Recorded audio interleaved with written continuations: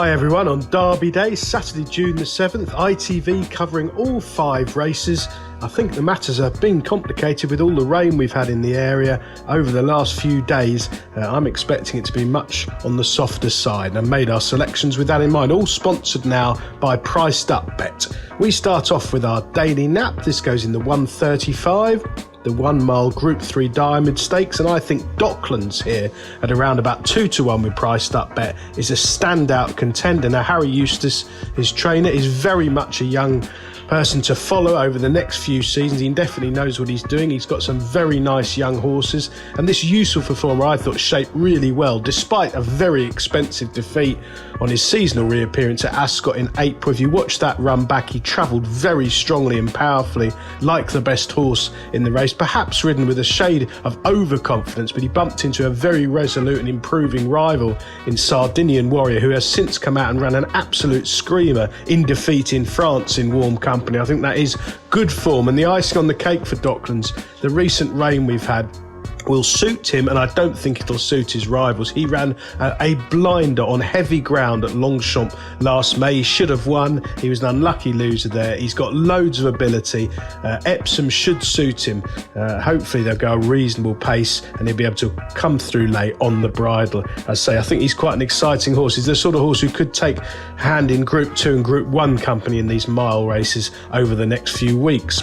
Our value angle selection goes in the 2:10, the 5 furlong dash, the fastest 5 furlongs in the country down that hill. Perhaps with all the rain, some of those speed balls who usually dominate these races might drop away in the closing stages, and I'm looking for Cape Sovereign to land our value angle selection, sponsored by Priced Up Bet, around about 10-1. Now Kevin Ryan's maiden, well, he's definitely got a quirk or two. Watch his run back at Beverley one start back. I was on that day for our followers, and he had to win really. He had the race in command and he half hit the front probably too soon, a furlong out. Dossed, I thought, and got picked off. He's got loads of ability. Holly Doyle's up this afternoon for the first time. I think that's a really good booking. Her sort of kid gloves and quiet riding style on Cape Sovereign could be just the right sort of jockey to finesse him to the front late as the pace collapses. He ran really well last time out at Ascot when things didn't pan out for him, and I think at around about 10-1 he should go really close. Obviously fine margins in these sprints at Epsom. One bit of crowding, a slow break, you end up on the wrong part of the track, you won't be winning. But with luck in running at a double figure price, maybe look for the extra places and play each way. The remaining 3 races covered by ITV, we'll spin them through in time order, starting with the 1 o'clock, a 1 mile Group 3. There's some fascinating runners here, none more so than Bermuda Longtail from the Andrew Balding yard. Now, Andrew, I seem to say this every single recording that we do for these selections. He is flying. He's had 8 winners in the last fortnight. They're all absolutely running out of their skins, and his partnership with Asheen Murphy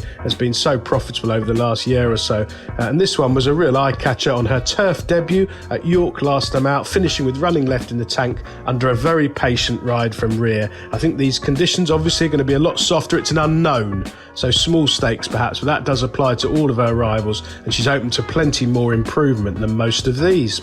The 2:45, it's another one of these dashes, a 5 furlong handicap. Again, I'm looking for a horse who's going to get a hold-up ride. Jurbat from the David and Nicola Barron yard. Now, David definitely doesn't have the firepower he used to have. He was a really very shrewd trainer in the past in the north, teaming up with a lot of Patrick Veitch plots in the past, but Jurbat is an eye catcher. He's handicapped to win. He's caught the eye twice this season already. Forget his run last time out at Chester. He had no chance after a slow break, ended up in Mission Impossible there, as often is the case at Chester, but his previous run was very promising. The first time booking of Asheen Murphy certainly catches the eye.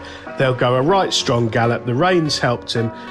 He'll be weaving his way through late, a bit like Cape Sovereign in the previous race. You're going to need luck in running, so maybe look for extra places and play each way, but he will be thundering home. Hopefully he sees a bit of daylight. And finally, the big race of the afternoon, the big betting race, the 3:30, the Epsom Derby over 1 mile 4, Group 1, brilliant prize money. I think it's at least 6 to 1 the field is my thoughts on the race. I don't think there's a standout form contender. The horse that Moore's chosen up the front of the market of Aiden's, I think he's probably about half the price he should be because Ryan's chosen him. Now, obviously, Ryan works on them all at home. They measure everything at Ballydoyle. He knows the time of day, so it does matter, but I certainly couldn't take that sort of price. The 2,000 Guineas winner's a big runner. He's probably favourite, but I do think it's ripe for an upset, and I think Damias could be the one to provide it for the Goslings. Now, one thing to say about John and Thady, 11 winners in the last fortnight. They are flying. I think their strike rate's around 25%. This progressive 3-year-old, I thought he ran an absolute screamer in the Dante at York behind Pride of Harris. Now, Pride of Harris is around about 5 to 1 this morning, and Damiasis is 12 to 1. So he's 2.5 times the price. I think they're virtually the same horse. Damiasis didn't settle for the first 4 furlongs of the Dante at York. I thought he ran a remarkable race to come wide and run on strongly for a very clear second behind the impressive winner. This extra 2 furlongs should suit. A bit of cut in the ground perhaps should suit as long as he settles. Now, James Dorsby, but he's drifted in the market because he's got stall 15, but the way he's going to be ridden from off the pace, that won't matter. Just drop him in. You'll need luck. It's a big field. They should go a strong gallop. I think at around 12 to 1, the Amasis is definitely the value. Best of luck with all 5 ITV races on Saturday, and please do check out our sponsor, Priced Up Bet, who are very competitive, particularly on all of these Saturday races.